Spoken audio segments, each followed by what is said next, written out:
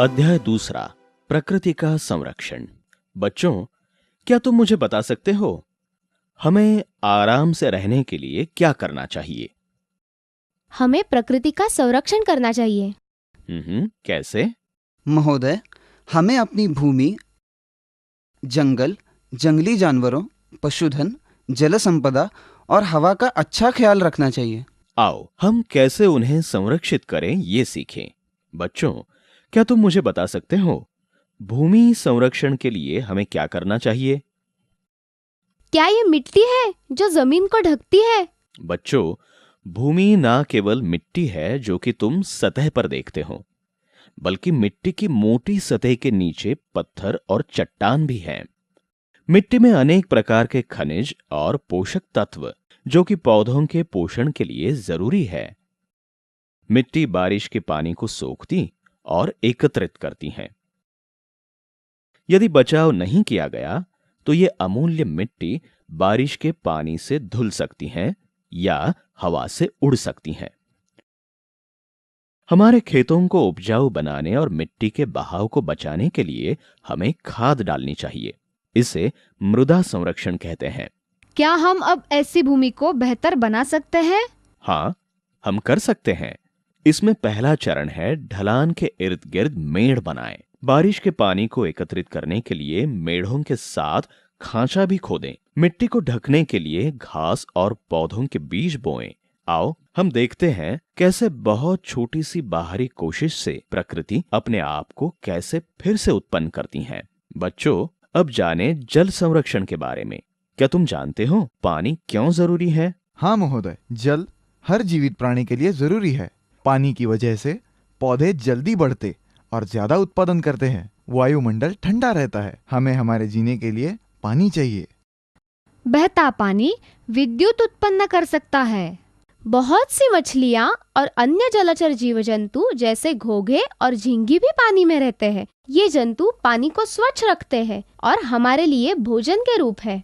ओह हाँ, आओ कुछ जल स्रोतों के बारे में बताएं।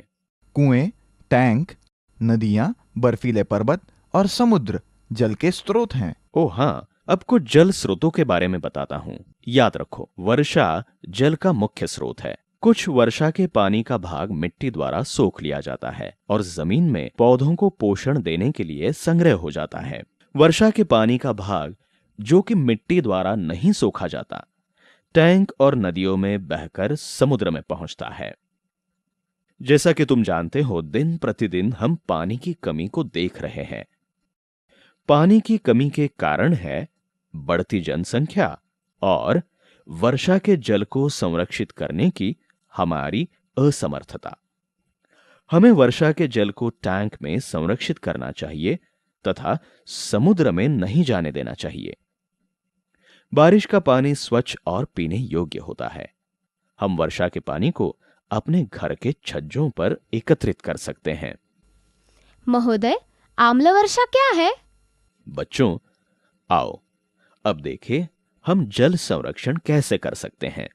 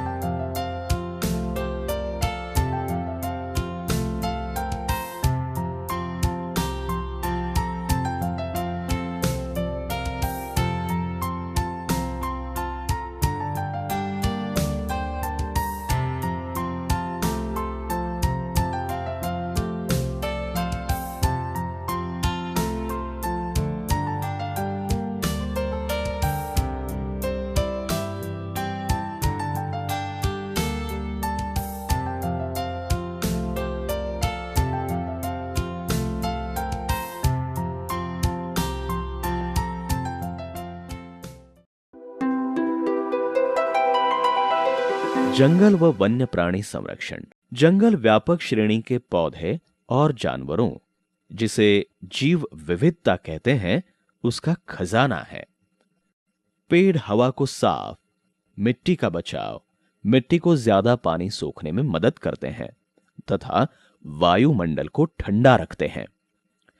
पौधे कार्बन डाइऑक्साइड ग्रहण करते हैं तथा ताजी ऑक्सीजन छोड़ते हैं, जो कि सांस लेने के लिए जरूरी है। बच्चों, क्या तुम पेड़ों के फायदों की सूची बना सकते हो? हाँ महोदय। पेड़ हमें भोजन, चारा, ईंधन, लकड़ी, दवाइयाँ, शहद, मोम, गोंद व लाख प्रदान करते हैं। वे पक्षियों और वन्य प्राणियों के लिए छाया व आश्रय प्रदान करते हैं। पत्ते पशुधन के लिए भोजन बनाते हैं। बहुत अच्छे। इनमें से कुछ जंगली जानवर पत्ते और फल खाते हैं और कीट जो पेड़ पर आक्रमण करते हैं। कुछ जंगली जानवर दूसरे जंगली जानवरों को खाते हैं। दरअसल हम इंसान प्रकृति के नियमों का पालन नहीं करते। हम नए पौधों का रोपण और सुरक्षा किए बिना पेड़ काटते हैं। इससे हमारे जंगलों में पेड़ों की कमी हो गई है। अब हमारे पास बहुत कम क्षेत्र में जंगल रह गए हैं, जो कि हमारे वायुमंडल को ताजा और ठंडा रखने के लिए जरूरी है। इससे पर्यावरण तंत्र असंतुलित होता है। इसलिए हमें जीव विविधता का संरक्षण करना चाहिए। तो इससे क्या होगा? ऐसी स्थिति को परिस्थितिकी असंतुलन कहते हैं। पेड़ों, वन्य प्राणियों और इंसानों का अनुपात बदल रहा है। ये एक अच्छा इशारा नहीं है। मानव द्वारा अत्यधिक उपयोग के कारण हमारी वन्य संपदा लुप्त हो रही है। इसके बचाव के लिए हमें जंगलों का संरक्षण करना चाहिए और ज्यादा पेड़ लगाने चाहिए। बच्चों, क्या तुम जानते हो वायुमंडल क्या है? हाँ महोदय, ये हमारे आसपास की गैस है। बिल्कुल ठीक।